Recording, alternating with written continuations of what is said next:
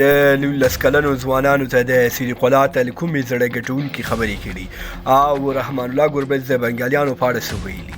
د پوره جزئیاتو لپاره ویډیو تر پایه وګورئ او یو نیوز میډیا چینل سبسکرایب کړئ.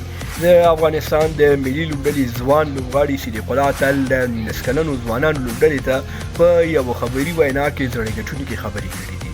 اتل یادو لوبغاړو ته ویلي له ټولنیزو رسنیو ځانونه لرې وساتئ.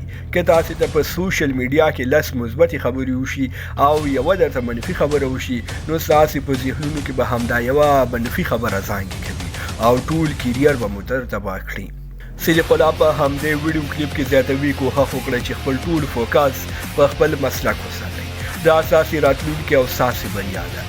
بلخوا رحمان الله ګربز په خپل ویډیوي کلیپ کې له افغان مینوالو او په ځانګړي ډول په دوبۍ کې میشتو افغان مسافرو غوښتي چې د لوبې لیدو او خپلو لوبغاړو د تشویق لپاره او سبانۍ لوبې لیدو لپاره لوبغالي ته راشئ.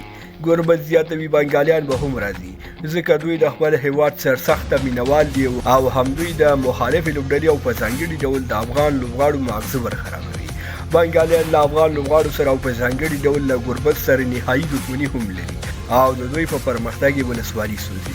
تاسې په دې اړه څه ویل لرئ؟ تر بیا ښې چارې لویه لامل شه.